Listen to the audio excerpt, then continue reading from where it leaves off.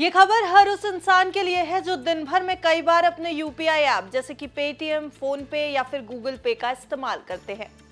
अब अगर आपने दिन में कई बार बैलेंस चेक किया या फिर ट्रांजैक्शन स्टेटस बार बार चेक करने की कोशिश की, तो आपका खुद का यूपीआई ऐप ही आपको ऐसा करने से रोक सकता है। जी हाँ, एनपीसीआई ने एक बड़ा फैसला लिया है और 31 जुलाई से ये फैसला लागू भी हो जाएगा। और जब ये फैसला लागू होगा तो आपके लिए आपके यूपीआई ऐप में काफी कुछ बदल जाएगा। इसका असर सीधे आपके डिजिटल पेमेंट के तरीके पर पड़ेगा।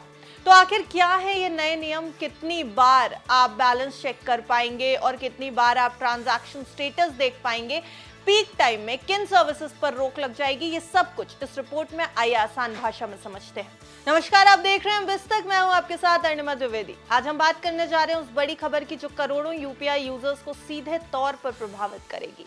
अगर आप भी दिन भर में कई बार पेटीएम, फोन पे या गूगल पे जैसे ऐप से बैलेंस चेक करते हैं या फिर अपने ट्रांजैक्शन स्टेटस को बार बार चेक करते हैं, उस पर ऑटो पे लगाते हैं, तो अब आपकी ये आदतें बदलने की जरूरत है, क्योंकि आपको अब इसका बड़ा खामियाजा भी भुगतना पड़ सकता है।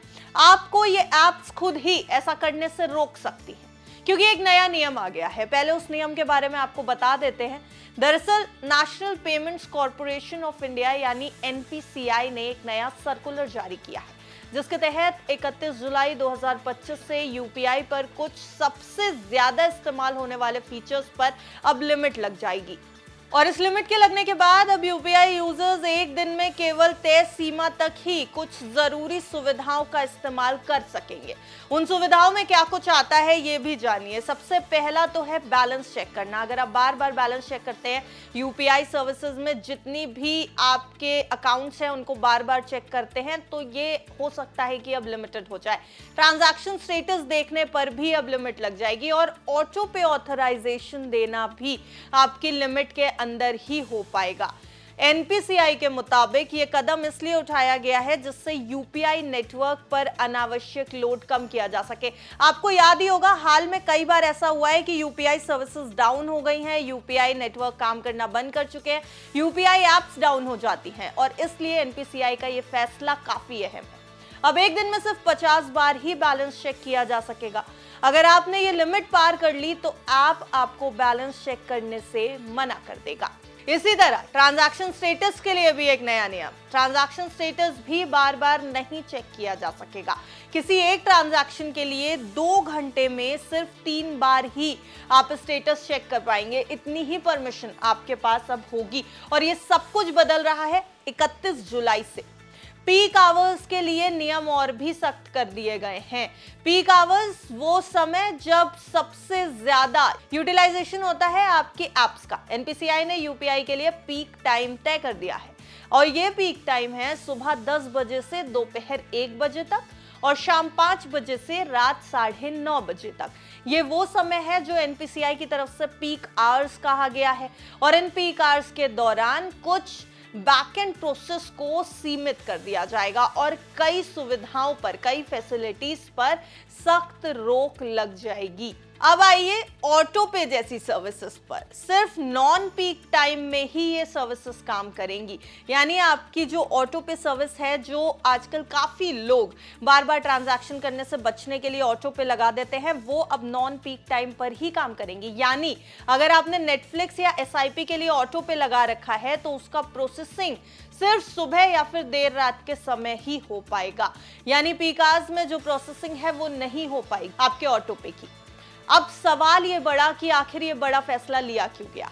देखिए, इजी पे के सीओओ मुशर्रफ हुसैन के मुताबिक ये नियम भले ही कुछ ट्रेडर्स या भारी ट्रांजैक्शन करने वाले लोगों के लिए असुविधाजनक हो, परेशानी भरे हो, लेकिन इसका मकसद पूरे यूपीआई नेटवर्क को स्टेबल रखना, स्थिर करना और तेज बनाए रखना है। हमने आपको शुरुआत में भी बताया था कि यूपीआई नेटवर्क पर हाल ही में बहुत ज्यादा लोड पड़ने के कारण कई बार आपकी यूपीआई पेमेंट्स में दिक्कत का सामना लोगों को करना पड़ा है।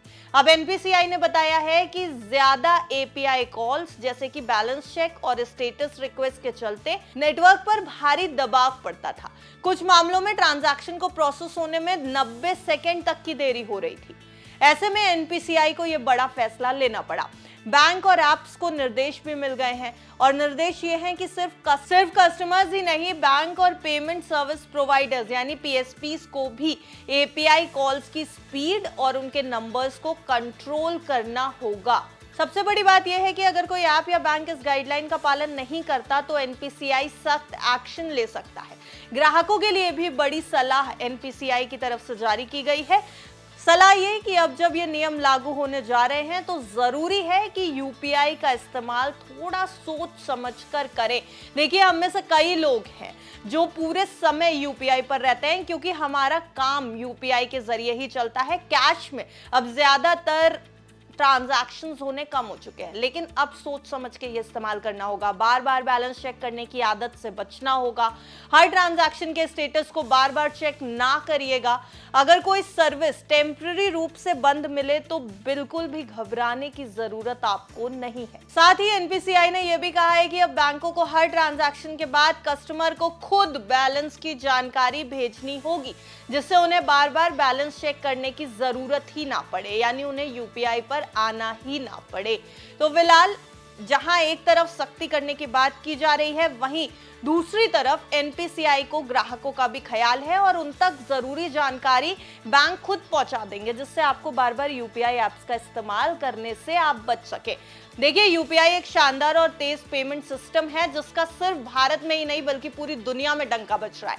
लेकिन जैसे जैसे यूजर्स की संख्या बढ़ रही है, नेटवर्क को स्टेबल और तेज बनाए रखने के लिए कुछ लिमिटेशंस बेहद जरूरी हो गई हैं। तो अगर आप भी यूपीआई का भरपूर इस्तेमाल करते हैं तो अब समय है अपनी आदत को थोड़ा बदलने का, क्योंकि यूपीआई की सर्विसेज आपकी ही परेशानी को आसान करने के लिए है। इसलिए यूपीआई पर अगर ओवरलोड होता है तो इससे आप ही मुश्किल में पड़ सकते हैं।